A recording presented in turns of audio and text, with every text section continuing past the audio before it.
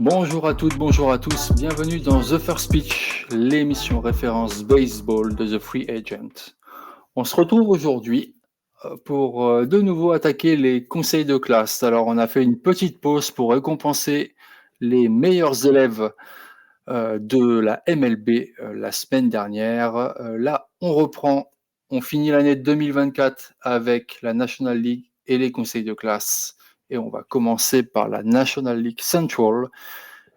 Et on va changer. Le professeur principal a changé. C'est moi, Jérémy, aujourd'hui, en National League, qui vais vous faire le professeur principal. Et j'ai un des meilleurs professeurs avec moi.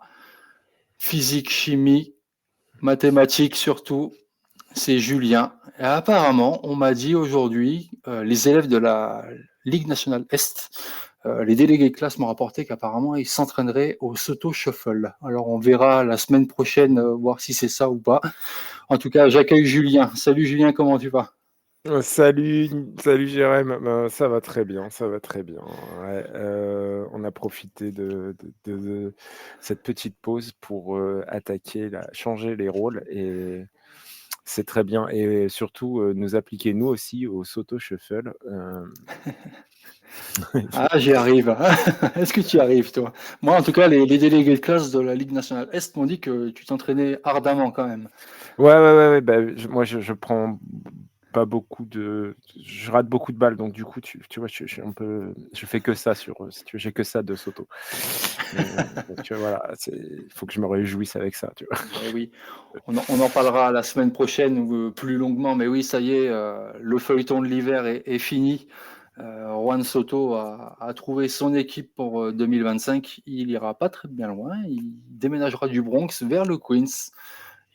Voilà, il va chez les New York Mets. D'ailleurs, très bonne photographie du photographe des Mets. Je pense, ils ont pris ça à contre-jour ou alors à la tombée de la nuit. Et franchement, le résultat est vraiment pas terrible. Je sais pas si tu as vu quelques photos Ouais, j'ai sur vu, USA Today. photo contre-jour, lui qui est habillé en noir et fin de journée, c'était vraiment pas. Pourtant, c'est une belle luminosité, mais C'est pas le bon moment. c'était Ouais. vraiment pas le bon truc. Enfin, c'était pas une Allez, photo normalement que tu publies. Bon, bref, allons-y.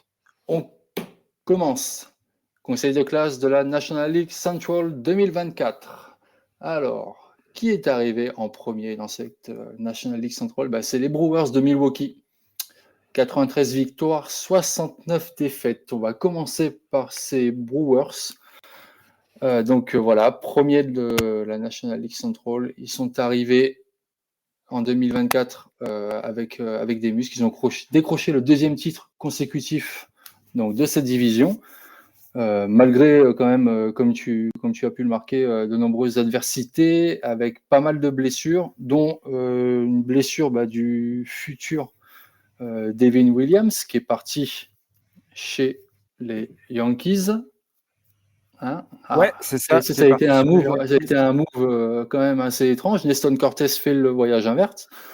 Voilà, donc on a quand même dans ces Brewers, pareil, Jackson Chourio qui a marqué la saison avec ses performances de rookie, et Tobias Myers a solidifié une rotation.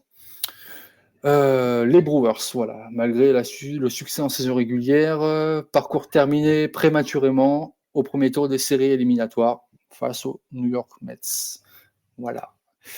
Est-ce que, et il y en a, et tu vas m'en parler, et on en a parlé là dans ce bref résumé, les points positifs des Brewers pour toi, Julien, peux-tu me les énumérer? Ouais, tout à fait. Tu l'as dit, et je pense que le premier, c'est Jackson Chourio. On en avait parlé d'ailleurs pendant nos résumés des playoffs. Moi, je l'ai trouvé très intéressant. On en a parlé aussi pendant les awards. C'est un joueur qui méritait. Alors, il y avait un extraterrestre dont on va reparler à la fin, qui était devant lui, en la personne de Paul Skeens, qui lui a un peu empêché d'avoir ce titre de rookie de l'année dans la NL. Par contre, c'est l'un des plus jeunes, c'est le plus jeune qui a atteint les Le 20 plus jeune. home runs et les 20 bases volées à 20 ans. Enfin, pas le plus jeune, mais celui qui l'a à 20 ans. Donc ça, c'est quelque chose d'exceptionnel. Il a montré aussi des stats quand même.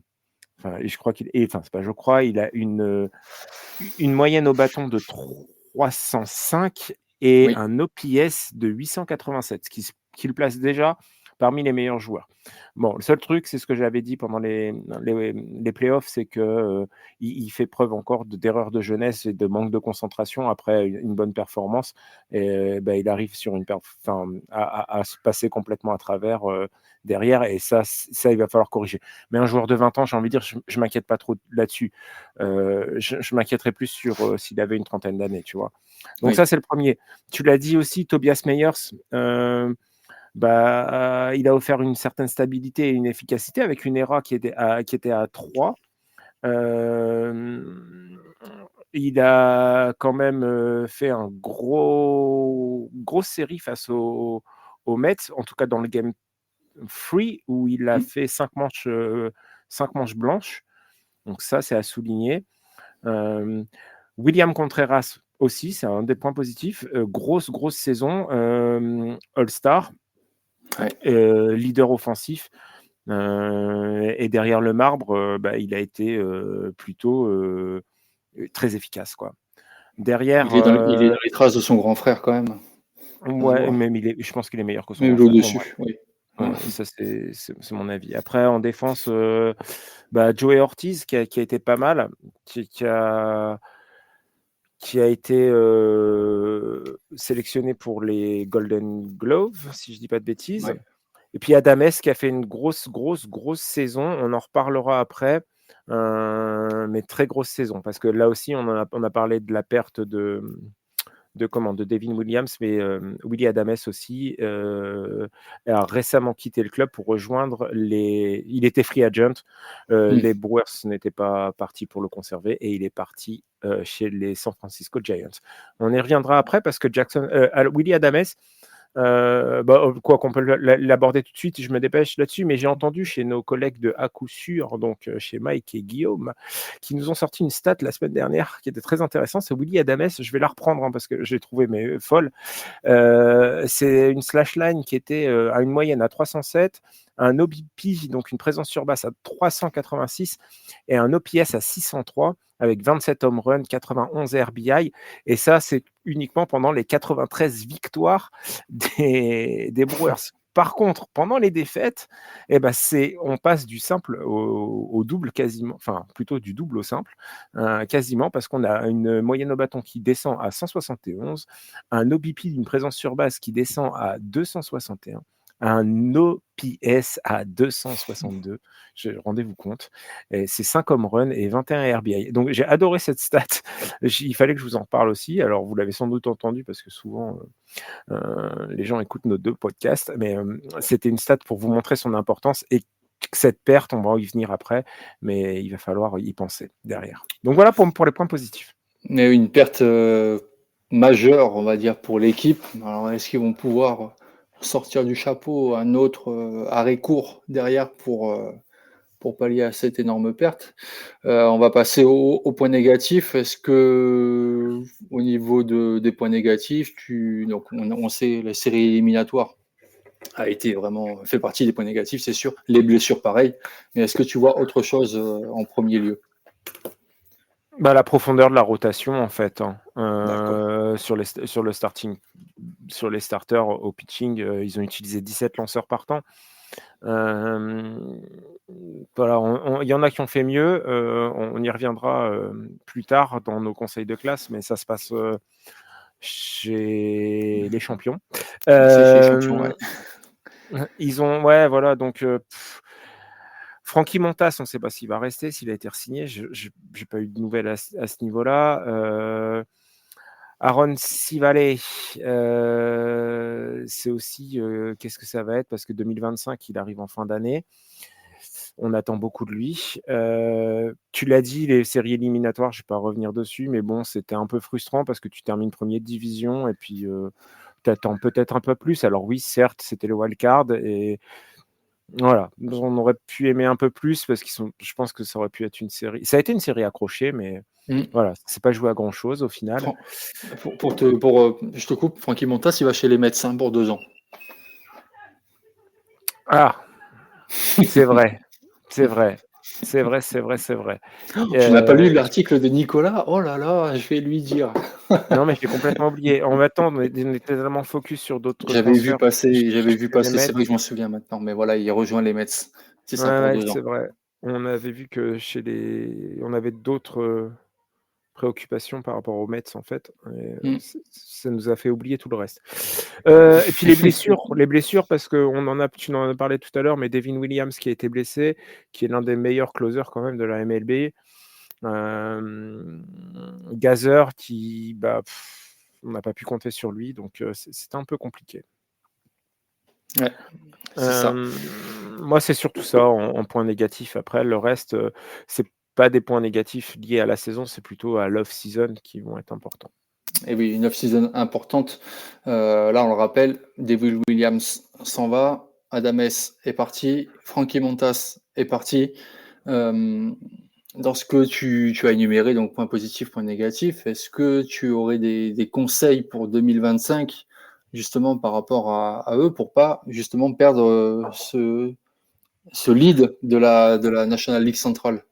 Pour dire vrai, on avait préparé cette émission-là, il y a, quasiment 2 semaines, hein. Mmh, À l'époque, j'avais marqué renforcer la rotation des starters, avec, investir dans un partant fiable ou dans des partants fiables.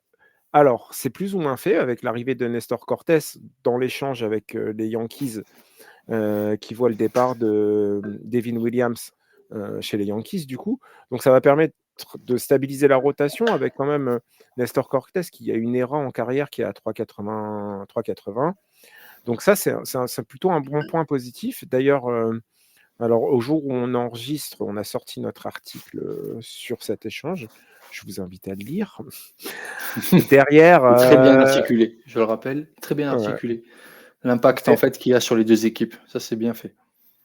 derrière, j'ai noté, c'était maximiser les talents du farm system. Il y a deux beaux prospects qui doivent être, qui vont devoir être intégrés en la personne de, Jacob Miziorowski et Jefferson Quero et bien sûr, j'ai oublié de la position du premier. Heu C'est pas grave.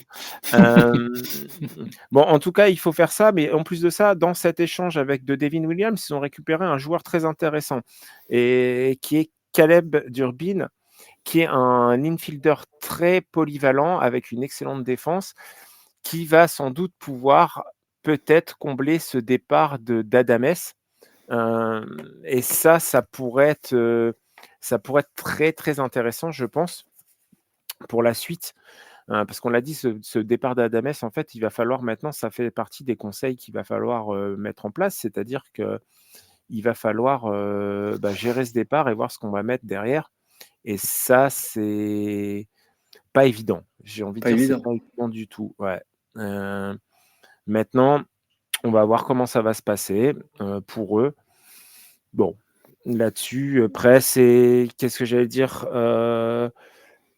Il va surtout c'est aussi consolider, l'offense parce que,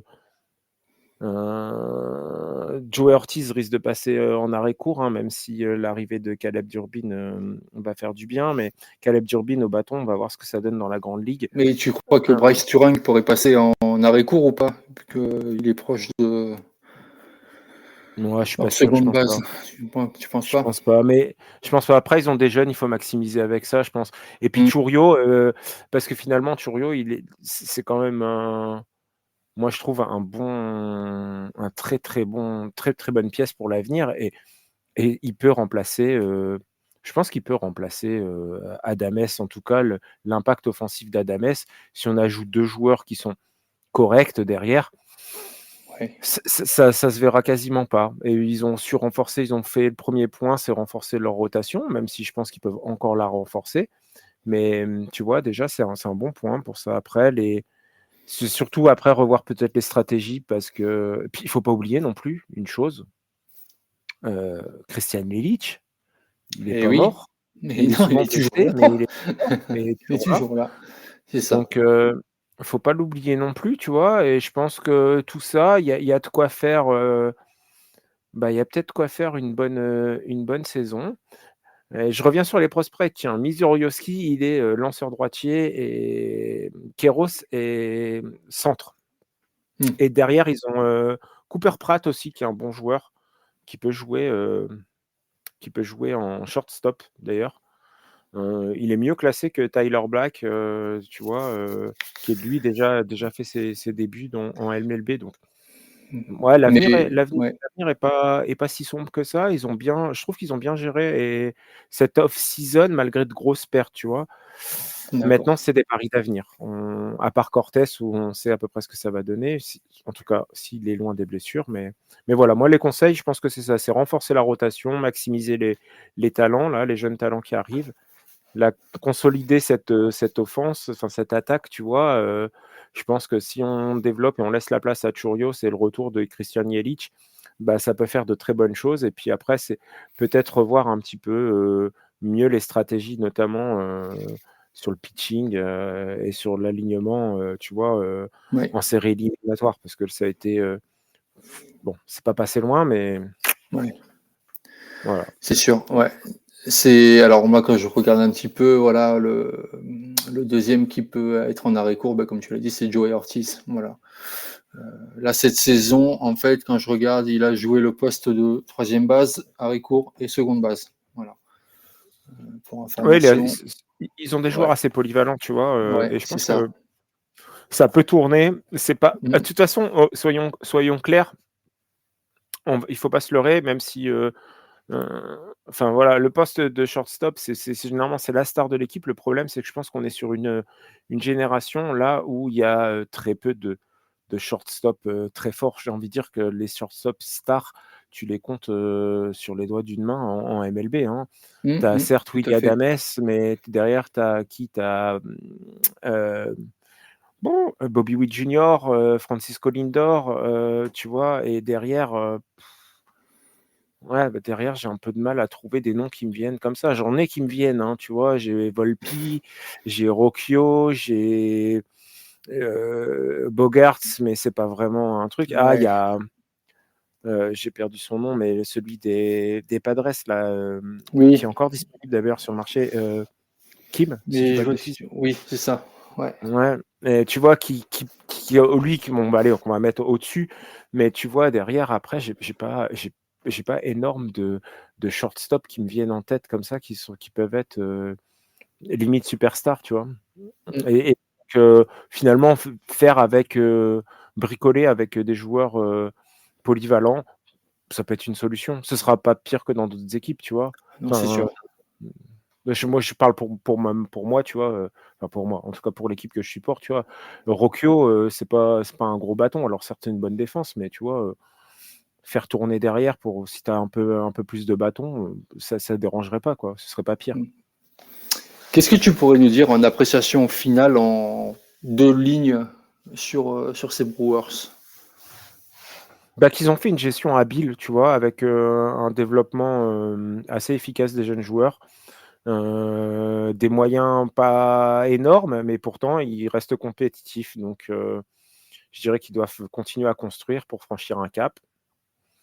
Moi, c'est ça l'appréciation, c'est de continuer à D'accord. construire pour, franchir un cap. Et si tu dois mettre une note globale de l'équipe dans cette National Central avec les premiers de la division, je rappelle, qu'est-ce que tu leur mets comme note? Je mettrais B+.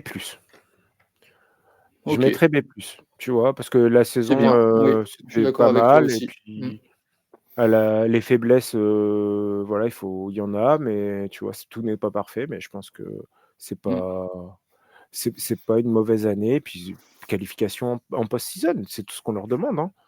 Aujourd'hui, on leur demande pas le titre, hein. Ah, c'est sûr. Donc voilà. Après les Brewers, voilà, comme je suis d'accord avec toi sur ces notes de B+, on est content de les voir chaque saison. Ça démarre bien, ça démarre fort. Il y a peut-être des mois où la passade est la pilule un peu plus dure à avaler pour eux, mais néanmoins, on est toujours agréablement surpris sur les performances que sortent les Brewers. Maintenant, il faut continuer dans la pré-saison pour le mois d'octobre.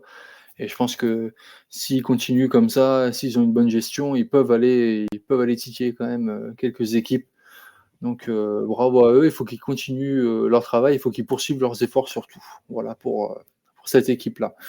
On va passer directement au second, la Ligue centrale de la Ligue nationale, pardon, la division centrale, avec les Saint-Louis Cardinals, qui ont fini deuxième ex aequo avec les Cubs. On est d'accord jusque-là?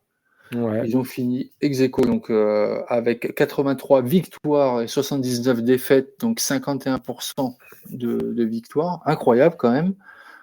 Il faut se rappeler l'année d'avant, les Cardinals, c'était dernier, je crois, ou voire quatrième. C'était pas vraiment une année folichonne pour les Cardinals. En off-season, là, en ce moment, on a le nom C'était le dernier d'Arenado. l'année dernière. Ouais, Oui, c'est ça, dernier. c'est ça, les derniers, ouais, ce que j'avais vu. Le nom d'Arenado circule de plus en plus chez les Cardinals sur la pré-saison. Mais même, il se dit que même qu'il serait prêt à aller de l'autre côté, donc à l'opposé de sa troisième base. On verra ça. Mais pour l'instant, on va s'occuper de l'année 2024 quand même, qui a été pour eux assez encourageante, de ce que j'ai pu voir. De ce que tu as pu m'écrire, une saison frustrante et déconcertante, aussi entre les performances solides sur le monticule et les déceptions offensives. Ah, c'est sûr que ça a été un des points négatifs qu'on puisse soulever par rapport à ça.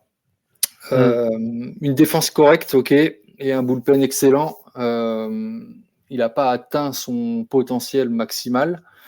Les attentes en 2024 étaient élevées, mais les carences offensives et les blessures clés ont limité leur impact en Ligue nationale centrale. C'est vraiment très bien dit, cher professeur, en tout cas. Qu'est-ce que tu peux retenir quand même des points positifs des Cardinals, autant sur l'aspect pitching que sur l'aspect, on va dire, frappe, batting? Alors, je vais surtout parler du pitching parce que c'est ça qui m'a impressionné, moi. Bah, Ryan Helsley et le bullpen, c'était franchement, Helsley, il a établi le record de la franchise. 49 sauvetages. Absolument. Il a été meilleur releveur de l'année. On en a parlé dans notre dernière émission. Oui. C'est un bullpen qui a été, mais vraiment, moi j'aime bien ces bullpens-là quand il termine 3e au pourcentage de ground ball. Donc j'aime bien ce genre de bullpen qui facilite un peu le travail de la défense, tu vois? Ouais. Et ça, c'est vraiment pas mal. Du coup, ça limite aussi, le slugging, ça limite la puissance des frappeurs et ça se ressent sur le nombre de Est-ce que tu peux, en 2 mots, expliquer le ground ball pour ceux qui nous écoutent, mais qui n'arrivent pas à mettre encore les le images sur terme. le mot? Alors, Voilà, ouais. le ground ball, ça va être, en fait, les lanceurs qui vont, limiter les frappeurs à des frappes qui vont aller, au sol, en fait. Généralement dans l'infield. Donc plus facile, c'est pas des balles hautes qui vont, on va dire, c'est tout l'inverse Une balle d'un roulante, quoi, en gros. ouais, c'est des balles roulantes, c'est tout l'inverse du home run, quoi, d'une balle qui va loin, qui est puissante et cetera. Mmh. Généralement, c'est des balles qui vont être quand ils arrivent sur la batte, c'est un peu plus difficile et on tape la balle et elle va en roulante, vers les bases et c'est plus facile du coup à jouer pour la défense. Il faut être bon en Hem, défense après. ouais, il faut pas avoir de trou dans le gant par contre, ça c'est sûr. Voilà. Mais l'infield est quand même très bon, hein, en défense, l'infield des Cardinals, on peut pas dire qu'ils sont mauvais, hein, en tout cas en défense. Mais c'est un très bon bullpen, tu vois? Il y avait, Ryan Fernandez, King, Laley, tu vois? Qui ont apporté de la stabilité, eux, derrière. Franchement, c'était pas Mmh. mal. Un très beau bullpen. Bah, Après, en autre alors, je vas-y, te vas-y. coupe. Quand on reprend l'infield, Paul Goldschmidt en première base, Nolan Gorman en deuxième base, en arrêt court, Mazin Win et en troisième base, Nolan Arenado. Tous ces Ouais. joueurs-là ont une WAR positive. Mention spéciale à Mazin Win a une WAR pratiquement à 5, 4,9. Voilà. Et Donc, c'est un très, très bon défenseur. J'en reviens ouais, d'ailleurs, je vais en venir tout de suite pour faire la transition, même si parfait. j'aurais préféré, continuer sur le pitching, mais je vais compléter. Mais ouais, mais Zinwin, c'est un super prospect, c'est un super joueur qui a un énorme potentiel et je pense que dans l'infield, tu vois, on parlait de ces fameux shortstop, Mais je pense que s'il gagne en consistance au bâton, ça peut être un joueur, un très bon joueur, parce qu'en défense, il est assez exceptionnel, quoi. Et je trouve ça vraiment intéressant, tu vois. Derrière, qu'est-ce que j'allais dire? On a, On reprend le pitching si tu veux. Je vous ai ouais, je coupé, reprends le pitching, mais professeur. c'était Sonny Gray, tu vois, Oui. et Pallante qui ont été, les leaders de la rotation. Sonny Gray, c'est le 7e meilleur lanceur, en F-WAR, donc ça, c'est pas mal. Alors, tu vas me demander la F-WAR, je suppose? C'est comme tu le sens, comme tu veux. Ouais, bah, on va pouvoir discuter dessus sur la F-WAR, mais avant ça, je termine, Oui. et Pallante qui a montré une bonne progression, tu vois? Et qui pourrait avoir en 2025, pourquoi pas, un comment? Un poste de starter. C'est Ouais. pas c'est pas impossible, tu vois? Vu ce qu'il a Mm. montré, moi je pense que ça peut être intéressant. Ça peut être intéressant. Étonnamment, celui qui a été en dessous des performances, c'est Miles Mikolas quand même. Mais ça, on y reviendra peut-être dans les points Ouais, ouais, ouais. négatifs. Après allez, la F-WAR, on y va. Allez, allez, Heu, 2 lignes. 2 lignes, ouais, on va essayer. Déjà, c'est Win Above Replacement, mais c'est la version F, en fait. On met le F devant parce que c'est une version qui est fait par, un site analytique qui est Fangraph, en fait. Donc, ça permet d'évaluer la contribution totale d'un joueur à son équipe. Donc, ça va comparer sa performance à celle d'un joueur, remplaçant. En gros, c'est à peu près ça. Mmh. Ça mesure le nombre de victoires qu'un joueur aurait ajouté à son équipe par rapport, à un remplacement. Donc voilà. En gros, j'aime bien moi, c'est donner des échelles d'interprétation. Une F-WAR de 1, ça signifie qu'un joueur, il contribue, efficacement à la victoire. Enfin, c'est pareil, c'est Oui, équivalent en gros que s'il avait été remplacé.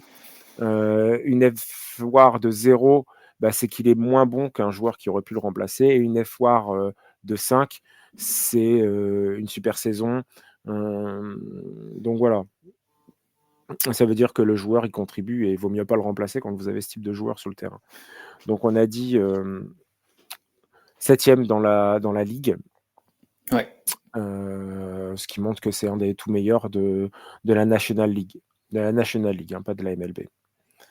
Donc voilà. Après, je vais continuer sur les points positifs parce qu'en fait, Eh oui. on avance, mais il faut continuer. J'ai noté Jimmy, pardon, Crocs et Quinn Matthews, dans les choix de draft récents, qui ont eu des saisons, en fait, une saison plutôt prometteuse, et ça a boosté en fait le farm system, qui est, soyons honnêtes, très moyen, et donc ça a permis d'un peu de donner un peu de baume au cœur et de voir un peu, l'avenir, autrement, parce que sur un effectif vieillissant, on y reviendra après, mais voilà. Moi, c'est tout pour mes points positifs. Effectivement, tu l'as dit, effectif vieillissant, effectif fragile, parler des blessures qui ont quand même un peu amputé l'espoir d'arriver premier de cette division. Tommy Edman, Contreras, Nutzbach. Ça a été compliqué, des joueurs clés de l'équipe quand même, pour eux, ça été le premier point négatif. Est-ce que toi, alors tu as parlé beaucoup du pitching au niveau positif, donc je pense qu'au niveau négatif, on va parler de l'offensive. Est-ce que Exactement. voilà, notre Bah, point négatif, l'offensive, quoi. ça a été compliqué. Ça a été compliqué, l'attaque, ça a été un frein, en fait, à cette équipe. Mais Goldschmidt, il a pas fait une saison. on voit depuis plusieurs saisons quand même que l'attaque Ouais, est mais un frein des Cardinals quand même.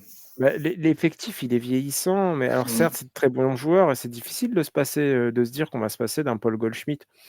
Mais ceci dit, voilà, Est-ce que pour toi, il il a est pas temps de s'en été séparer? il a pas été cloche, bah oui, là, sinon il l'aurait déjà re-signé, hein, Mmh. soyons clairs. Parce que Paul Goldschmidt, si vous le savez pas encore, est arrivé au terme de son contrat, donc il est free agent là, et je pense il y a de bonnes choses qui arrivent, en fait, tu vois? Derrière ce qu'on disait tout à l'heure, il y a quand même de bonnes choses qui arrivent, Donc, faut pas chercher plus, quoi. Laissons la place aux jeunes. Mmh. On va voir ce que ça donne, tu vois? Mais Et bon, il a pas ouais. été clutch, heu, Mmh.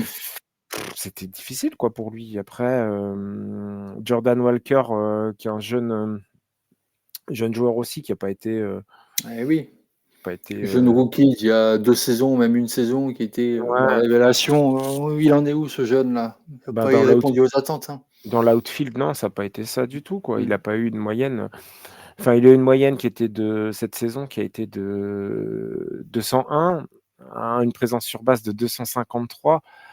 C'est pas beaucoup, quoi. Et Ouais. l'OPS, 619, bon, alors il frappe fort, mais il frappe peu. C'est voilà, Ouais.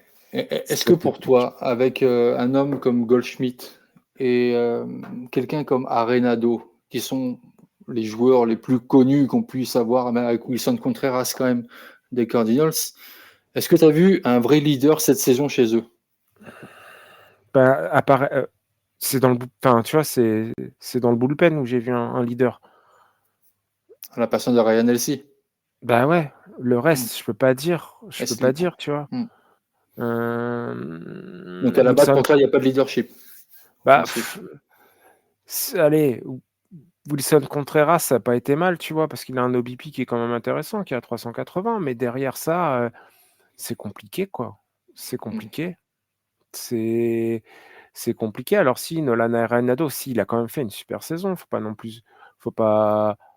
faut pas tout jeter, quoi. Il fait pas une Oui, super saison, en tout cas, il fait une bonne saison, tu vois? Tu peux pas dire qu'au bâton, il fasse une mauvaise saison, mais oui, ça manque de profondeur, tu vois? Ça manque clairement de profondeur et ça va être un peu, ça risque de poser des problèmes.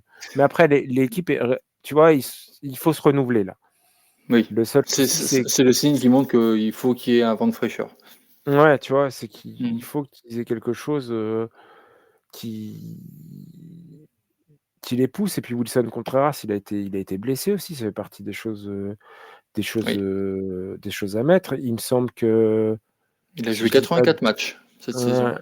Mmh. si je dis pas de bêtises, Tommy Edman a été, commencé chez eux et a fini chez les Oui. Dodgers, Mmh. hein.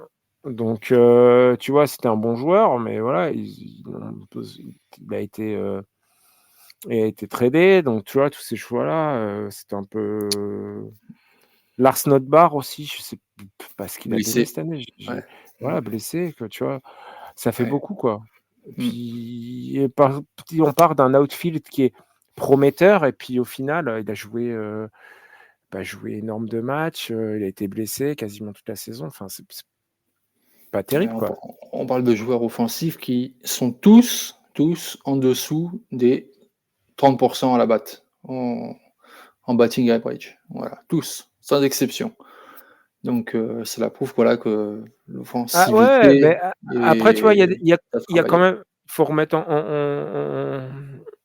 enfin, faut un peu relativiser parce qu'ils ont quand même il y a certains qui ont des bons OBP, tu vois? Des présences sur base qui Oui, sont intéressantes.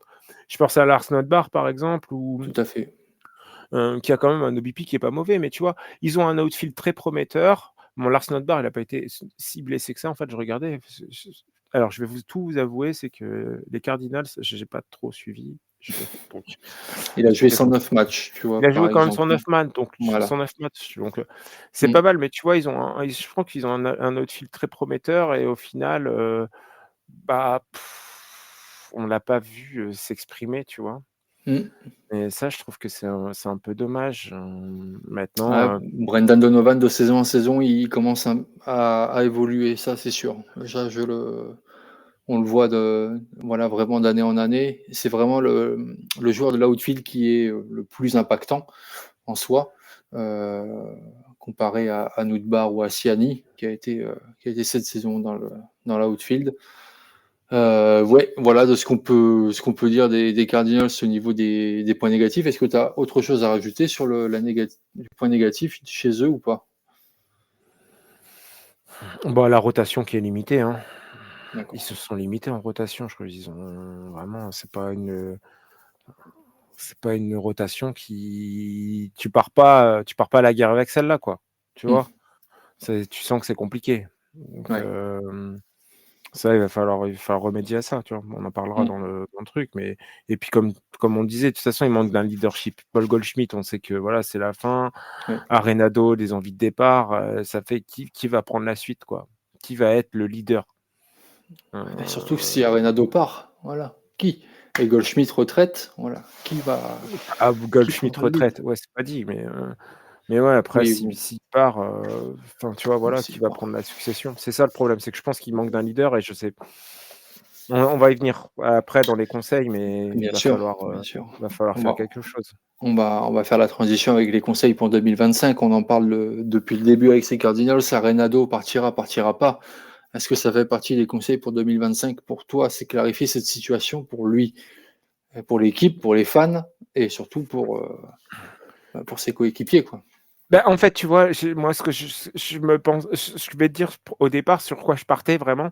Je partais Oui, sur, vraiment je vais faire les points, je vais pas les développer et puis après on va développer plus parce oui, qu'il y a 2 choses qui me paraissent intéressantes dans ce qu'on a vu récemment dans les news. De toute façon, c'était renforcer l'attaque. Pour moi, il fallait renforcer cette attaque. On en a parlé, à l'instant, c'était l'un des points. Il fallait continuer à développer les jeunes là qui arrivent, heu, qui peuvent être très intéressants. Optimiser la rotation, c'est-à-dire un peu la revoir déjà, revoir la place de Palante par exemple, tu vois? Et de McGreevy. Je pense qu'ils peuvent apporter un peu plus. Heu, voilà et puis après, bah, c'était, en effet, j'avais mis dans mes conseils, c'était clarifier la situation d'Arenado, tu vois? Parce mmh, que c'est là où en fait, où dans les news qui sont sorties récemment, c'est que alors Arenado, s'est vu, offrir un bon de sortie parce que c'était prévu. Par contre avec un choix limité parce que dans son option, je crois qu'il ne enfin, il a le choix des équipes. Donc il a donné un petit peu sa liste et puis après il y a Ryan Hesley qui peut être une très, très grosse monnaie d'échange en fait et les Cards ont plutôt, bah, laissé la porte ouverte à un éventuel échange. 1 truc, c'est Arenado, comme tu dis, c'est alors lui, il a dit qu'il était, partant pour changer de position et donc passer, en première base éventuellement pour, sa nouvelle équipe. Il a l'air intéressé, enfin, de toute façon, il a donné une liste d'équipes sur lesquelles il voulait venir. Il y a des équipes qui sont très intéressées. Alors très intéressées, mais lui, est-ce qu'il va être intéressé? Notamment les Angels, j'avais vu qu'ils se positionnaient dessus, les Angels qui, comme d'habitude, on ne sait pas trop, mais finalement, on rigole, mais c'est pas il se passe des choses. Il se passe des choses du côté de Los Angeles qui paraissent, pas si mal parce qu'ils veulent aussi, eux, de leur côté, échanger des outfield. Heu, Ça peut être, il peut se passer des trucs, mais bon, on va pas trop spéculer sur les Angels parce que ça reste les Angels. Mais tu vois, ouais, Arenado, après, on avait parlé, il parle de Boston, des Yankees, et cetera. Tout ce qui est sûr, à mon avis, c'est que les Cardinals vont vouloir recruter soit du joueur MLB ready, soit, de bons prospects, tu vois? Les Red Sox, je pense que là, ils en ont donné assez du prospect et qu'il serait temps de les garder, tu vois? oui, Maintenant, côté des autres équipes, ouais, il y a peut-être des trucs à donner pour essayer de faire un bon échange, tu vois? Je pense que cet échange-là, Arenado peut rapporter quand même quelque chose de pas mal aux Cardinals. À eux de bien le vendre, tu vois? Parce que ça demeure, Arenado, ça demeure un très bon joueur, tu vois? C'est pas non plus, mauvais. Ah oui, je parlais il y a aussi les Mariners qui sont intéressés. On en avait parlé, mais les Mariners, faut pas non plus qu'ils dilapident leur bon effectif prometteur pour Arenado non plus. Donc il va falloir qu'ils soient smart dans leur move oui. parce que sinon ils vont se faire taper, quoi. Et Mmh puis c'est mh. peut-être pas forcément le joueur qu'on veut parce que c'est bien de dire: «Je veux passer première base», mais qu'est-ce que tu vas donner en première base, quoi? Tu vois? Ça C'est aussi. ça, ouais. Et après je te Bah, disais, Ryan Heasley, moi je ça peut être une très bonne monnaie d'échange, tu vois? Il y a plein d'équipes qui pourraient être intéressées. New York, on va les retirer parce qu'ils ont fait leur move, eux, déjà, pour un closer, mais derrière, les Phillies, les Rays, pourquoi pas? Ils sont en train de se reconstruire un bullpen, plutôt féroce, hein. Les Orioles pourraient être intéressés parce que les Orioles, on l'a dit, ils ont un peu de sous, ils ont un effectif prometteur. Ça pourrait être une destination plutôt intéressante. Mais pareil, les Orioles, il ne faut pas non plus se déplumer Oui, c'est sûr. pour beaucoup. Après, les Rays, on sait très bien comment ça marche. Eux, ça ne leur dérange pas et ils vont trouver un truc qui va être plutôt en leur faveur, tu vois. Mais Mm, non, tout à fait. ça peut être intéressant. Je pense que ça peut être intéressant. De toute façon, il faut qu'ils se reconstruisent parce que là, je ne les vois pas continuer avec les effectifs qu'ils ont. Ouais, Il faut vraiment se d'accord. diriger vers j'ai envie de dire, allez, un conseil global, passer à la reconstruction, quoi. Même s'il y a plutôt une bonne saison, cherchez pas, quoi. La reconstruction et de rigueur. Ouais. Exactement. Voilà le fin mot de ce qu'on a pu voir. Ils ont montré du potentiel, mais avec des carences offensives et une rotation qui est vraiment très instable. Mais qui ont quand même pu, on va dire, les hisser à la seconde place de la Ligue nationale, donc division centre. Voilà, c'est la reconstruction est la clé pour les Cardinals en 2025. Quelle note tu as mis pour cette équipe? J'ai mis C, parce que c'est une saison décevante, hein, même si Bien c'est sûr. mieux que l'année dernière, donc c'est pour ça que j'ai mis C. Parce Mmh. qu'on passe de la dernière à la La deuxième 2e, place. 2e, Deuxième 3e place. place, ben voilà. Ouais, Tu tout à vois? fait. Mmh. Heu, voilà, ils peuvent redevenir des prétendants sérieux, mais vu tout ce qui va se passer cette off season pour eux, enfin, voilà, c'est passer à la reconstruction et puis on verra bien la suite, quoi. Il y a un outfield qui est prometteur, même si ça a manqué de constance. Donc, un infield qui est pas si mal que ça. Donc, c'est quelques pièces à rajouter, mais à bien les rajouter, quoi. Allez, OK. Moi, c'est bon pour moi la note de C, cher professeur. On va passer au troisième ex aequo, les Chicago Cubs. Les Chicago Cubs, breaking news, tu l'as écrit, elle est fraîchement sortie sur le site internet. Vous l'avez pu voir sur X, sur le site internet, sur l'application TFA. Kyle Tucker rejoint les Cubs. Voilà, incroyable. Move intéressant. On va pouvoir en reparler avec Julien. Très bonne manœuvre de Chicago qui récupère quand même Kyle Tucker. Mais ça, on verra pour la suite plus tard. En 2024, les Cubs. Bah pareil, hein, on est sur le même ratio victoire-défaite que les Cardinals. 83 victoires, 79 défaites, donc 51% de victoire. On arrive sur... Ils avaient des grandes ambitions. Ça, Mmh. tu l'as pu le marquer. Une première moitié de saison, vraiment, on va dire un flop. Les espoirs de qualif en série, ben voilà, ça les a minés complètement. Certains développements ont été prometteurs et on l'a vu directement en spring trading avec Shota Imanaga et puis ensuite sur le long de la saison où il nous a fait des sorties vraiment époustouflantes.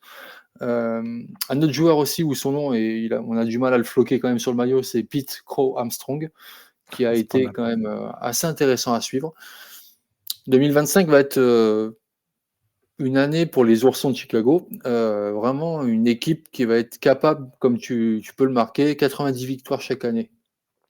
Voilà, selon le manager Craig Counsell. Avec les acquisitions qu'ils ont fait là sur 2024 pour 2025, ça va être très prometteur. Mais revenons à 2024. Shota Imanaga, Crow Armstrong, ça fait partie de tes points positifs, Julien. Est-ce que tu peux développer sur ces deux joueurs-là, déjà? Ouais, rapidement, Shota Imanaga, je pense que c'était la révélation, tu vois? Il aurait pu être rookie de l'année.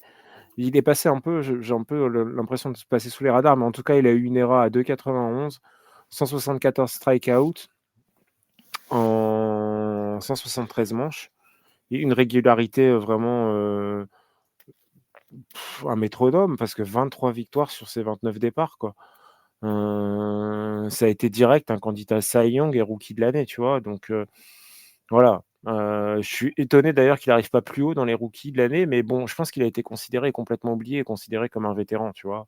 De par son passé, tu vois? Non, mais Ouais. Ah oui, mais c'est c'est vrai, clairement, c'est vrai, c'est vrai. Tu as raison. c'est ça.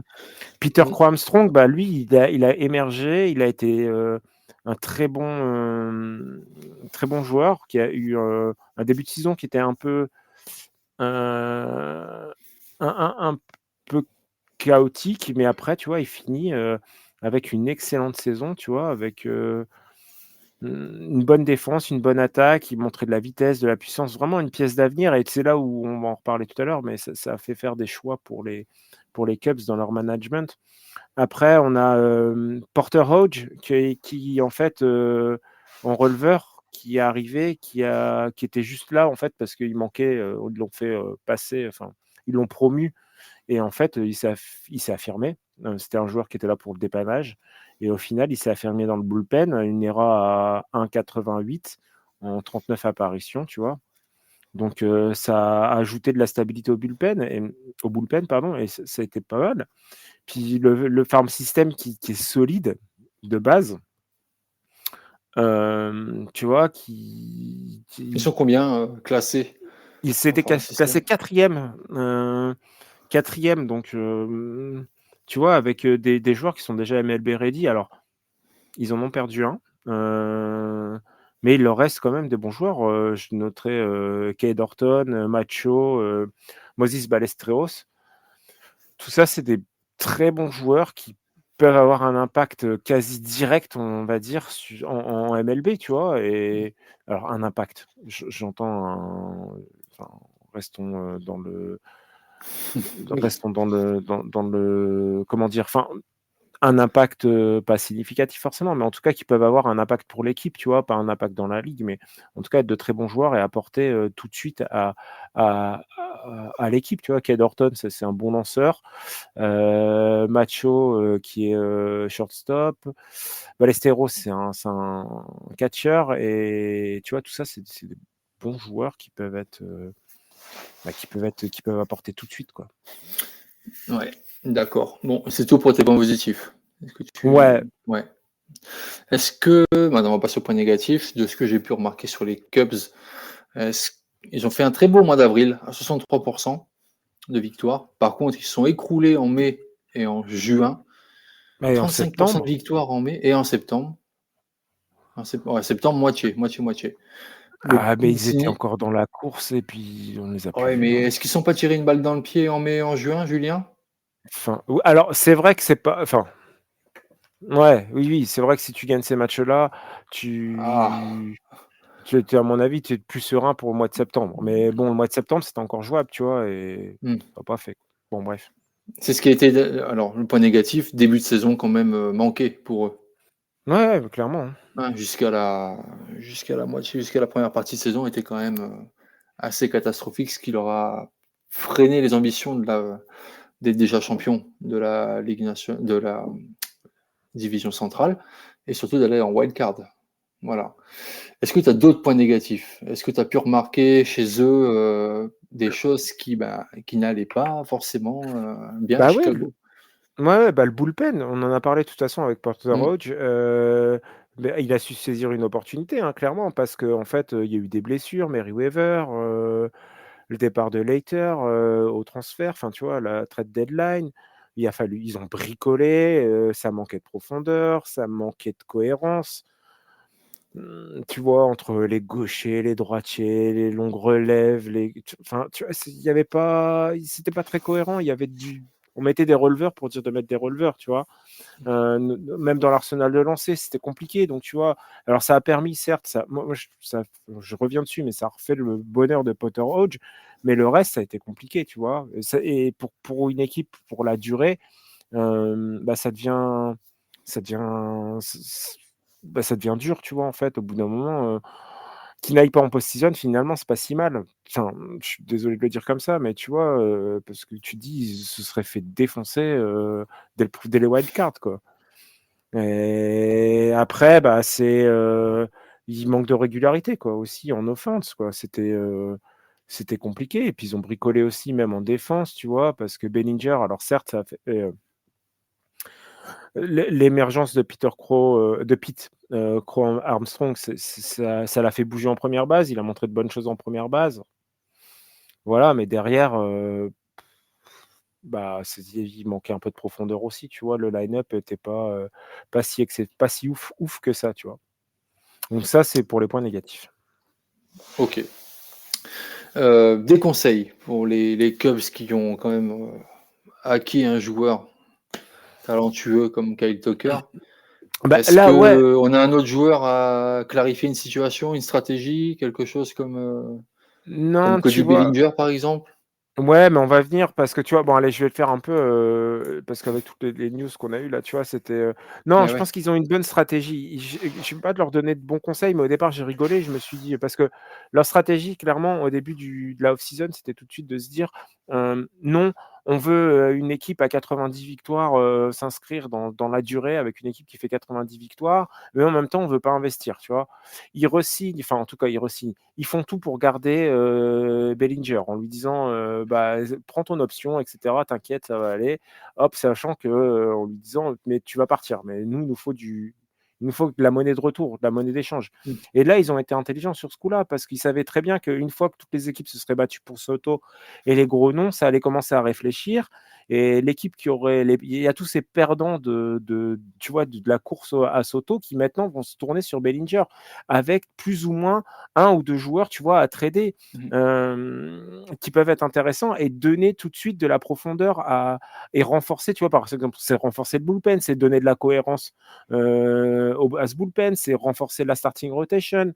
Ça va pas forcément être un ace ou des gros trucs, mais ça va permettre tu vois, de mettre des petits trucs en plus et de faire en sorte que l'équipe, elle prenne quelque chose. Et puis, ils ont fait un move extraordinaire parce qu'il leur manquait un leader offensif. Il leur manquait quelque chose, vraiment une régularité, une puissance au bâton. Et ils sont allés chercher sans doute l'un des meilleurs joueurs et peut-être un peu sous-estimé parce qu'on parlait beaucoup de Soto, etc. Mais dans l'article qui est sorti, j'ai mis un petit comparatif Soto-Tucker. Et vous allez voir qu'en fait, Tucker, en plus de ça, vous avez une bonne défense et vous avez surtout un bâton qui est l'un des meilleurs de la ligue. L'un des meilleurs de la ligue. Donc, ils ont fait une super affaire et sans se déplumer, quoi. Parce qu'au départ, on parlait, il y a eu 72 heures de négociations âpres entre les Astros et les Cubs, et les Cubs qui demandaient, enfin les Astros qui demandaient beaucoup. Et au final, eh ben, ils ont trouvé un accord et cet accord, il est parfait, quoi. Il est Mm. parfait. Ils récupèrent un super joueur qui va leur donner un plus immédiatement, tu vois. C'est pas quelque chose où ils vont devoir attendre 2-3 ans. C'est là, ils vont avoir un plus immédiat. S'ils gardent à peu près leur effectif, ça va être super. Et puis voir ce qu'ils vont tirer de Bellinger, parce que là, ça a été quand même, j'ai envie de dire, c'est un move sans un move, tu vois. Le fait de l'avoir gardé, de conserver, là, ils vont pouvoir ils ont une belle monnaie d'échange, parce que pour moi, c'est l'un des meilleurs joueurs disponibles. Enfin, tu vois, s'il avait Mm. été free agent, c'était l'un des meilleurs joueurs disponibles en termes de rapport qualité-prix, on va dire, tu vois. Bon en D'accord. défense, polyvalent, un bon bâton, ça peut être très Ouais. intéressant. Et puis, il connaît le chemin pour les World Series. Il peut en aider plus d'une équipe, tu vois. Mm. Tout à fait. C'est vrai.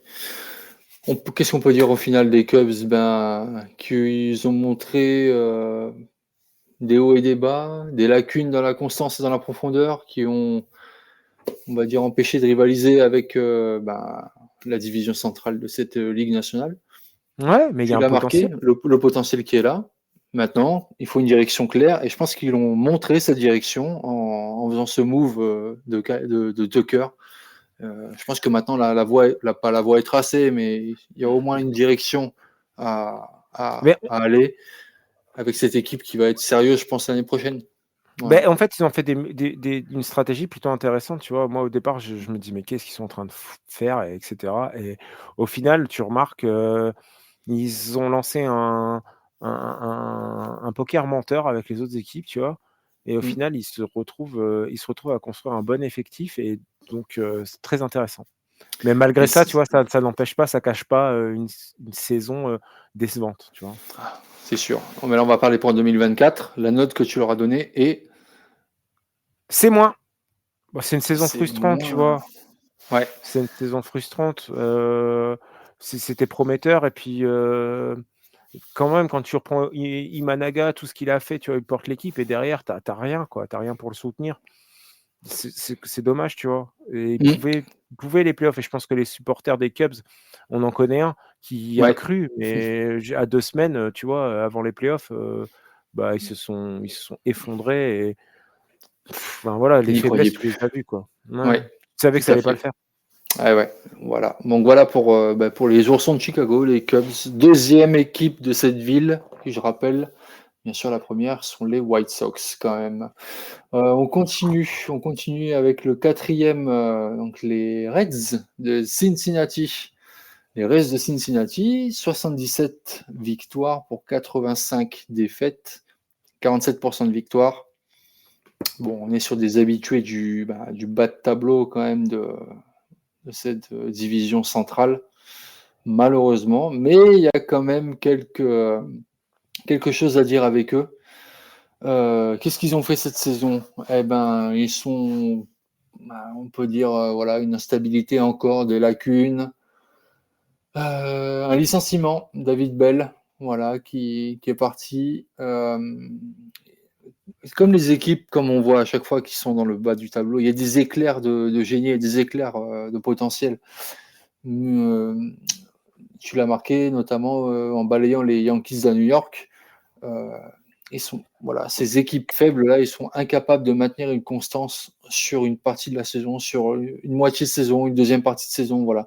Et c'est ce qui est, malheureusement, des petites équipes, c'est la clé de l'échec. Hein. Ça a été voilà cette inconstance pour les Reds font que voilà en fin de saison ça s'écroule et ça s'écroule sur l'année 2024. Malgré tout, il y en a des choses à dire quand même sur les Reds. Julien, qu'est-ce que tu as pu voir quand même quelques joueurs intéressants pour cette année 2024. Ouais, l'odeur, moi j'ai trouvé l'odeur dans la rotation qui pouvait apporter quelque chose d'intéressant. Et alors, bizarrement, c'est une équipe que j'ai un peu suivie pour un joueur, j'en parlerai après. Mais tu vois, du coup, j'ai découvert le odeur et j'ai trouvé vraiment intéressant, tu vois. Euh, qui est arrivé pareil dans une rotation qui était un peu en galère, tu vois, mais il sort avec 6 départs et une erreur à 1,17. Oui. Ça fait, tu vois, il a prouvé enfin, une certaine maturité, un plein potentiel, tu vois, Mm. qui pour 2025, ça peut être intéressant, tu vois. Après, on sait toujours les lanceurs, c'est compliqué, mais s'il reste là-dessus et tu vois, il faisait preuve vraiment, il faisait preuve de maturité, donc je me dis que 2025 peut être intéressant, tu vois. Derrière, en plus, il peut faire une batterie excellente avec Stevenson, tu vois, Mm. qui a montré d'excellentes choses, tu vois. 19 home runs, 66 RBI. Tu vois, il a fait 112 matchs derrière le marbre, une Ouais, saison tout à quasi fait. complète. Tu vois, il sait gérer les lanceurs. Ça peut faire, c'est une future bonne batterie, ça. Mm. Et intéressant. Après, Ouais. j'ai noté le joueur pour qui j'ai regardé, et je pense que voilà, parce que c'est un phénomène, parce qu'il est rafraîchissant, pour plein de choses. C'est Elly De La Cruz, tu vois, c'est le visage des Reds. C'est un mec hyper électrisant, je trouve, tu vois. Tu as de la vitesse, de la puissance, du charisme. Enfin, et puis, il y a une joie qui est intéressante, tu vois. Je le compare, je l'ai noté, mais tu vois, je le compare à Ja Morant en NBA, tu vois. Les armes en moins. Mais mais tu vois, voilà, mais quand tu le vois en tout cas sur le terrain, tu vois, ça a ce côté rafraîchissant où tu dis: «Ouah, c'est cool de le voir». Alors ouais, en défense, c'est pas ça, soyons clairs. C'est Comme John Morant. ouais, mais tu vois, on parlait de tes fameux shortstop, tu vois, mais lui, ça en fait partie, tu vois, enfin, ça pourrait être une superstar, tu vois, mais il a un super bâton et en attaque, c'est super, mais en défense, c'est une catastrophe et au-delà de ça, tu vois, la plupart des shortstop maintenant sont très forts en défense, mais pas très bons en en attaque, Offensivité tu en vois? attaque, ouais, ouais, Ouais. bien sûr. Faudrait Ouais. faire une fusion, Volpi De La Cruz ou De La Cruz Rocchio, tu vois? On aurait le joueur type, tu vois? Le meilleur, Bah, shortstop de tous les temps. ça courrait vite, hein, parce que les De La Cruz quand même, il Ouais, vole ça entre les court vite. bases, hein. Il vole, hein, même, hein. Il est très rapide, c'est vrai. Après après qu'est-ce que j'ai noté? Bah, ils ont quand même un bon farm system avec des joueurs qui sont quand même prometteurs et tu vois, Chase Burns, j'ai noté et comment il s'appelle? J'ai perdu son nom. Cam Cam Collier. Collier, ouais. Ouais, qui sont de bons joueurs et qui peuvent vraiment tout de suite apporter, tu vois? Mmh. Donc ça, je pense que ça peut être très bon et à voir ce que ça donne, tu vois? Mais c'est vraiment une bonne équipe enfin, c'est une bonne équipe. Il y a du talent, voilà. Après, ils ont fait aussi des choix, tu vois? Ah oui. Ils ont fait des choix et on en reparlera après, mais bon, à voir ce qu'ils auront récupéré. Oui, parce que les choix, je parle, c'est Jonathan India qui est le second base qui a été Voilà. tradé. Eh oui. Heu, donc ça semble réorganiser un petit peu tout ça, mais on va espérer ils gagnent en profondeur. Maintenant, est-ce qu'ils gagnent en talent? On va voir ça. Ça, la fin des points positifs, ouais, effectivement. Maintenant, les négatifs, bah, on l'a dit, hein, la défense, le base running. Est-ce qu'on voit une stratégie pour 2025? Énumère-moi les points négatifs que tu as pu trouver. Comme ça, Bah, on peut développer derrière sur ça. ouais, tu l'as dit, c'est de toute façon le base running, il était catastrophique. Enfin bon, bref. Les incohérences dans l'alignement, tu vois? Il y a eu des blessures certes, mais on savait jamais qui est-ce qui était aligné, ça changeait tout le temps, des un peu, tu vois, il y a un manque de profondeur dans l'infield et alors, tu vois, avoir tradé India, au moins, ça permettait de te baser, d'avoir une base solide sur lequel commencer ton alignement et puis au final, enfin, à chaque fois, ça changeait. C'était une stratégie qui était assez floue, en fait et qui me paraît encore un peu floue, tu vois? Avec Mmh. l'échange d'India parce que je sais pas ce qu'ils vont faire.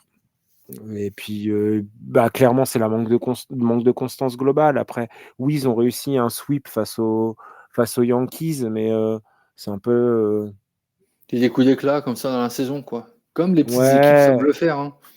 ouais, Comme ouais, les petites équipes, hein, à un moment puis donné, je pense que c'était après, tu vois, tu fais ça et derrière ils ont enchaîné les défaites, je crois. ah oui, ah oui. Enfin, c'est Une il équipe y a une immature en certaine gros, en soi. c'est exactement ce que j'allais dire, tu vois? C'est une équipe Mmh. immature, c'est pas enfin, il manque quelque chose, c'est à l'image de la Cruz, tu vois? C'est une équipe qui pète le feu et en même temps, bah, qui fait Des des retards à conneries, quoi. l'allumage. Ouais, ouais, Ouais, c'est ça. ouais, ouais Mmh. et du coup, c'est un peu compliqué. Des conseils pour eux en 2025? Bah, le premier que je leur dirais, c'est créer une superstar dans cette équipe. C'est-à-dire que là, tout cet hiver, c'est vous prenez De La Cruz et vous lui apprenez à défendre. C'est mon premier point. OK, Faites que ça tout OK. l'hiver. Donc de la Dites juste Cruz, de l superstar. D'accord. ah ouais, et apprenez-lui à défendre. Mais oui, mais Oui, je il a tout sais. pour être une superstar et une affiche de la ligue, tu vois? Mais le Mmh. problème, c'est qu'il sait pas défendre. Donc lui, il faut Hem qu'il défende. OK, en 1. Heu, Ensuite, après c'est d bah, une stratégie et une identité claire, tu vois? C'est un peu, voilà, à l'image de pas mal on est d'équipes comme d'accord. ça où on sait pas Mmh. quoi. Tu vois, je prends les Blue Jays, on sait pas. Bah, alors, ils parlent moins que les Blue Jays, mais tu vois? Au moins Ça savoir chante moins. qu'est-ce qu'on fait? Ouais, bah, c'est ça, mais c'est ce qu'on fait, qu'est-ce qu'ils font? Est-ce qu'ils reconstruisent réellement? Est-ce qu'ils font une sur quoi ils se basent pour reconstruire? Et comment ils le font, tu vois? Parce que India, franchement, ils l'ont tradé pour rien du tout, quoi, donc voilà. Investir un peu plus, tu vois? Renforcer, c'est si on se reconstruit, je vais prendre ce parti-là tu vois? Leur dire: «Reconstruisez, refaites un farm system qui tient la route, optimisez les talents là qui arrivent, les lanceurs qui arrivent». Il y a Lauder, Burns qui arrivent. Ils ont du Linfield qui est aussi intéressant, tu vois? Sam Collier, ils en ont encore derrière. Enfin voilà, optimisez ça, faites-le bien se développer et puis, après essayez de aussi bien gérer les blessures. Ça veut dire qu'il faut un effectif qui ait de la profondeur parce qu'aujourd'hui ils avaient pas de profondeur et c'était compliqué, tu vois? Mmh. Donc, il y a moyen de faire quelque chose parce je pense qu'ils ont quelques petites choses à faire valoir, mais il faut clarifier tout ça, quoi. Parce OK. que là, ça va pas du tout. Donc ce que j'ai retenu pour tes conseils 2025, c'est capitaliser sur De La Cruz, développer l'identité de la franchise, on renforce les fondamentaux, les jeunes talents, on les optimise et on revoit la gestion des blessures qui est importante. C'est Ouais, ça? voilà. En tout En cas, gros, c'est 5 la points. gestion des blessures, c'est avoir un effectif plus profond et de qualité, tu vois? Exactement, Surtout c'est ce ça, que je voulais parce que, dire. après gérer les blessures, tu peux pas les gérer Ça, plus on que peut ça. pas les Le gars, gérer tu plus le que laisses, il ça, se oui, blesse, tu vois. oui, Mais ce que je ouais, veux dire, c'est comment derrière, tu es quelque chose. Parce que d'accord. pour refaire des alignements, même, enfin, bon, bref, incompréhensible. Mais tu vois, tu peux pas, enfin, refaire des line-up comme ça. Tu avais l'impression que c'était fait à l'arrache, tu vois, genre 5 OK. minutes avant le match. Alors en appréciation, j'ai pu remarquer, on a pu remarquer quand même qu'ils pouvaient rivaliser avec les meilleures équipes. Ils sont qu'à 6 matchs, hein, des Cardinals et des Cubs, hein, c'est pas inatteignable non plus, mais l'inconstance, mais le manque de direction stratégique, mais voilà, les erreurs de chacun en défense, le pitching font que, bah, voilà, c'est une équipe qui, bah, est médiocre et donc l'avenir se repose sur, comme tu l'as marqué, la capacité à maximiser les jeunes talents et à construire une équipe cohérente et surtout disciplinée. Voilà, Bah pour ouais, parce que l'appréciation des baseballling, Reds. bon, bref. Est-ce que pour toi, on aura une note qui est plus sévère ou moins sévère que les Cubs? Qu'est-ce que tu nous Bah, en donnerais? fait, c'est par rapport à ce qui, tu vois, c'est là, je trouve que j'ai pas été sévère avec eux. Parce Tu qu'au lui mets final, quelle note? je leur ai mis C-, tu vois? Ah oui, M effectivement. mais Oui. tu vois, ils sont proches du D quand même. Ah, j'aurais Heu, mis D moi, quand même, cher ils professeur. ils sont proches du D, ouais, mais ceci dit, avec pas grand chose, ils ont réussi quand même, comme tu le dis, à être pas si loin que ça. Moi, je les voyais Certes, derniers, hein. c'est vrai. Et les derniers, moi, je les voyais un peu plus haut quand même dans le classement. Non, les derniers, On va je les en parler. voyais je Tu les les voyais voyais, je derniers? préfère ne pas, ouais, je préfère pas en Donc parler, c'est mais moins. Donc un c'est moins pour les Reds qui, quand même, malgré leur inconstance, médiocrité, ont montré quand même qu'ils pouvaient rivaliser avec les plus grands de cette mais tu ligue, enfin bon de cette allez, division, pardon. mettons leur D parce que finalement, c'est Ah, moins bien que 2023 voilà. et Merci, merci. Ok, voilà, on et arrive à un on sait compromis. pas ce qu'ils font, donc allez, va Donc pour D. voilà, donc un D. Allez, un D. Et on va passer ben, à la dernière équipe qui sont les Pittsburgh Pirates. Et eux, qu'est-ce qu'ils ont fait, nos petits pirates de Pittsburgh? Ben, 76 défaites, 76 pardon, victoires, 86 défaites. 46% de victoires. Ils sont qu'à un match, hein, des Reds, hein, quand même, hein, pas à croire. Hein. Et à 7 matchs, quand même, des Cardinals et des Cubs. Et ouais, Voilà. c'est pas si nul. Eh, quand même.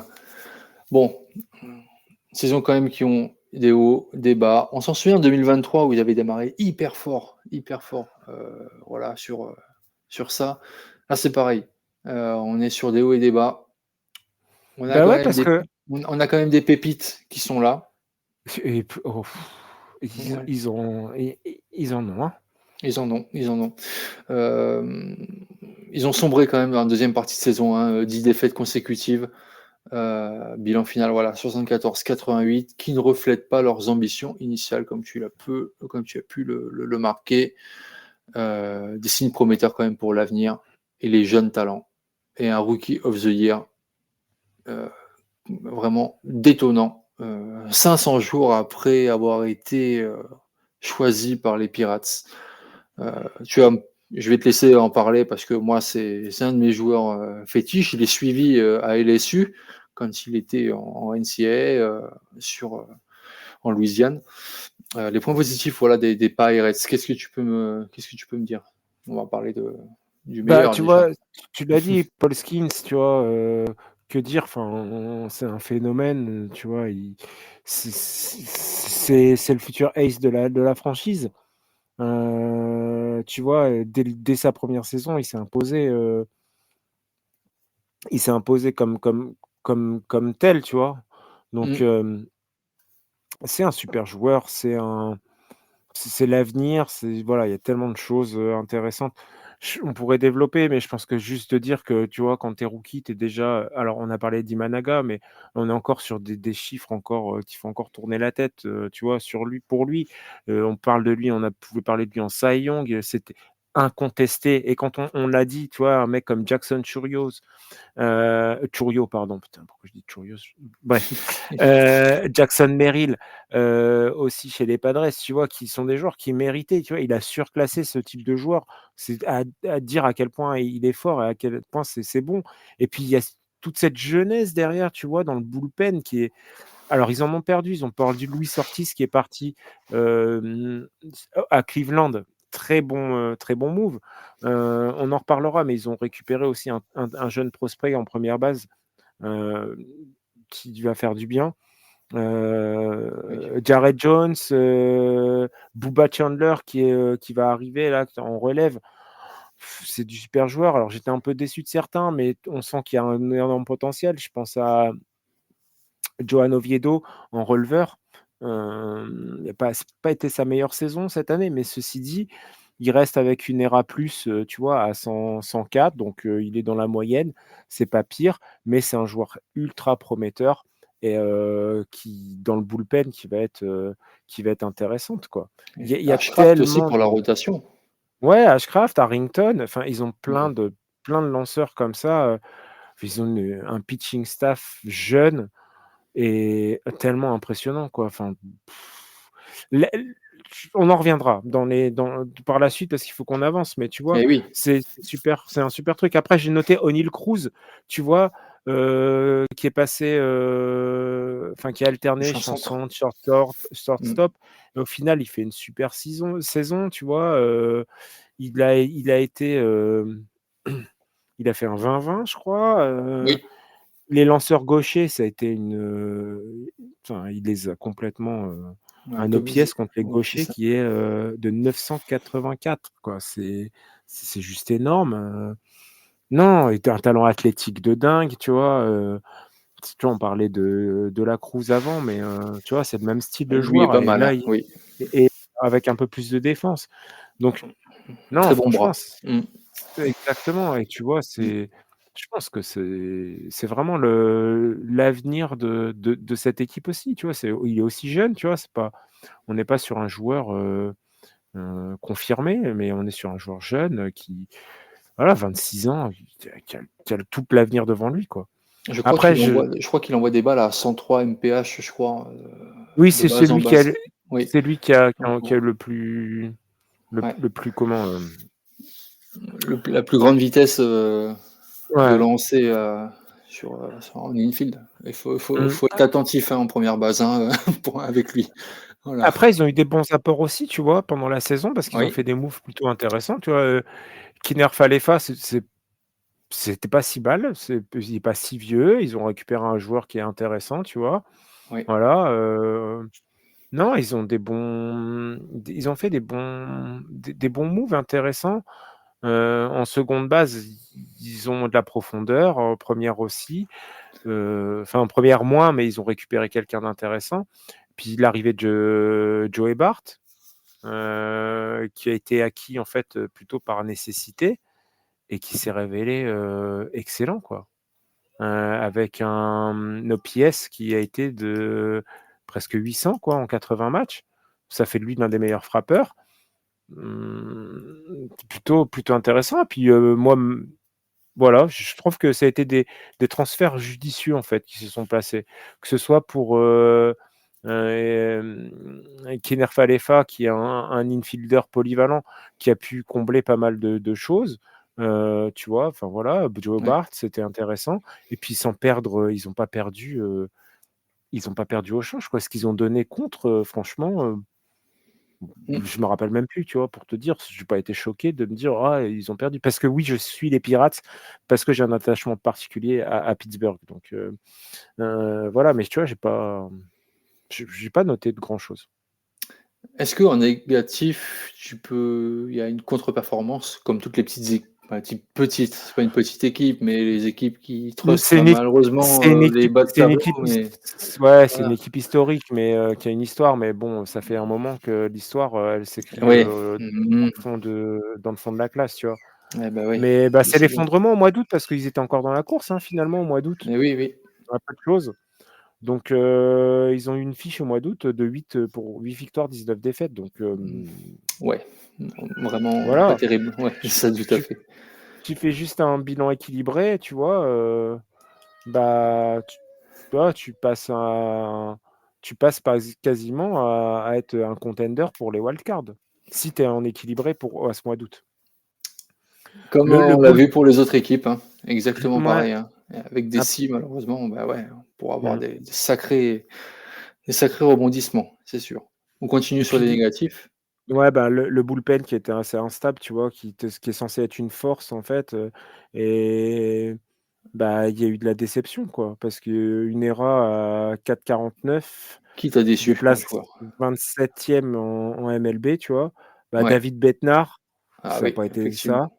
Mmh. Des joueurs après qui ont été blessés, Borucki, Moreta, Chapman qui a apporté, mais qui a pas forcément non plus apporté ce qu'on attendait de lui, qu'ils Ouais.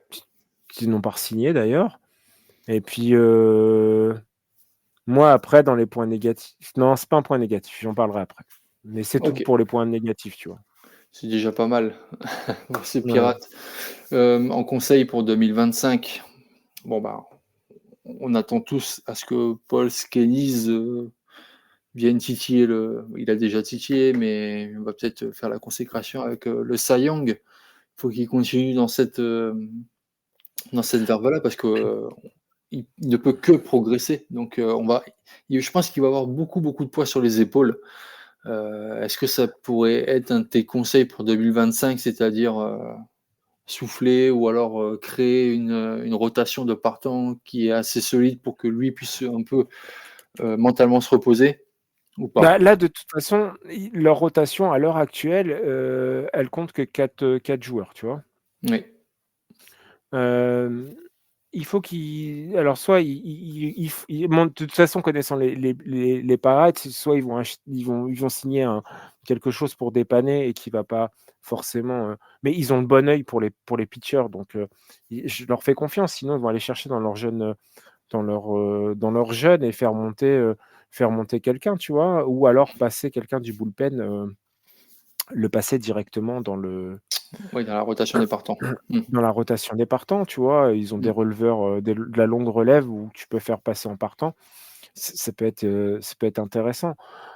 Moi, j'ai un seul conseil et je vais développer là-dessus parce que pour moi, ça me paraît important. Il faut qu'ils profè tu vois? On parlait de Paul Skeens, mais je pense qu'il faut absolument, tu vois, qu'ils profitent de cette fenêtre de tir qu'ils vont avoir là pendant 3 4 ans. Parce qu'on va pas se leurrer, Paul Skeens va pas faire sa carrière aux Pirates. Je suis désolé, je suis j'aime les Pirates, franchement, je les adore parce que j'ai un attachement, je l'ai dit, tu vois, à Pittsburgh. J'aimerais qu'il reste, mais je vais pas me voiler la face. Ils vont pas sortir le chéquier pour le garder pour lui faire un contrat sur 10 15 ans. Quand on voit surtout l'envolée des prix actuellement, tu vois? C'est pas quelque chose et puis l'histoire, elle va se répéter. On en a eu des bons lanceurs qui sont passés par, les Pirates et qui sont partis. Là, je prends Gerrit Cole, Taylor, enfin Talion qui est parti aussi. Tyler Glasnow à un autre Perso, niveau, tu vois? mmh. Mais, voilà, il a commencé chez les Pirates et puis après quand, voilà, quand il est ils l'ont transféré, enfin voilà. Il faut qu'ils profitent de cette fenêtre de tir parce qu'ils ont aussi plein de choses qui font que cette équipe sur les 3 4 5 ans à venir, elle est, elle va être terrible. Parce qu'on parlait du bullpen et voilà, qui est jeune et avec des talents, à venir, de dingue, tu vois? Je prends Booba Chandler, c'est l'un des tout meilleurs, je crois, prospects au poste. Heu, c'est, des mecs comme on l'a dit tout à l'heure, Cruz, c'est jeune, c'est bon. On a, Joey Bart en catcheur qui est pas si vieux que ça, tu vois? Ils ont récupéré Spencer Horwitz qui est un top prospect, tu vois, en première base. Certes, il est un peu court sur pattes comme on dit, mais, et voilà, il va faire le taf. Derrière, ils ont, Jared Triolo qui est plutôt très bon en seconde base. Hem, avec, en troisième base, Ke'Bryan Hayes, Triolo qui peut jouer. Il y a encore Kalefa qui peut Kiner Falefa pardon, qui peut jouer. En shortstop, bah, on l'a vu, il y a eu, l'alternance Gonzalez, O'Neil Cruz. Donc je reviens après dans l'outfield, on a O'Neil Cruz qui est bon. Il y a encore, pas Oui. mal de joueurs intéressants, Bryan Reynolds, tu vois? En plus, enfin y a y L'effectif est intéressant en soi. y Tu les prends ouais, individuellement, ils sont tous très, très bons. ouais, ouais et puis après, est-ce que tu re-signes, McCutcheon finalement? Parce que McCutcheon, c'est pas un mauvais joueur. En DH, il a été très bon, puis c'est l'âme un peu de cette équipe et de C'est cette l'âme de ville, quoi. Pittsburgh pour moi. Ouais, Et puis ouais, de c'est toute ça, tout à façon, fait. on l'a vu, il s'est joué qu'à Pittsburgh donc voilà, Tout tu à vois? fait, c'est ça. Ouais et pourtant il est parti en Pennsylvanie donc il est resté dans les mêmes États, il est allé dans la ville d'à côté, ça a pas aussi bien marché. Donc son passage aux Phillies est plutôt raté, tu vois? Mmh, Mais ce que je veux dire, c'est profiter de ce moment-là, encadré avec un joueur comme McCutcheon qui est l'âme de cette équipe. Ben, ouais, allez-y, quoi. Je pense qu'il y a ils ont, ouais, cette fenêtre de tir sur, allez, 4-5 ans, dans le meilleur des cas et il faut qu'ils en profitent. Il faut qu'ils en profitent parce qu'ils peuvent aller la revoir cette post-season et arrêter de faire rigoler tout le monde depuis, des années, tu vois? Et dire: «Ah bah, les Pirates, ça va finir dernier comme d'habitude». Moi, je pense qu'il y a de l'avenir. Ils ont montré de bonnes choses déjà cette année, tu vois? Parce mmh. qu'ils ont pas fini non plus. Alors oui, ils ont pas fini, l'année dernière, ils étaient pas derniers et cette année, ils finissent derniers. OK, v v c je peux comprendre. Mais ceci dit, c'était quand c'était pas dernier, c'est avant-dernier, tu vois? Enfin, c'est une bonne saison pour eux. C'est une bonne saison, même s'ils finissent derniers. Ils ont pas un bilan si catastrophique que ça. Tu l'as dit au début, c'est une victoire de différence avec les Reds. C'est pas non Mmh. plus 10, tu vois? Mmh. Non, il y a de bonnes choses, tu vois? Je pense que ça peut le faire, ça peut le faire. Ils sont sur le même bilan que l'année dernière. Bon, tu vois? À peu près. Je crois que l'année dernière, ils ont fait 76-86 et cette année, bah, 76-86, tu vois?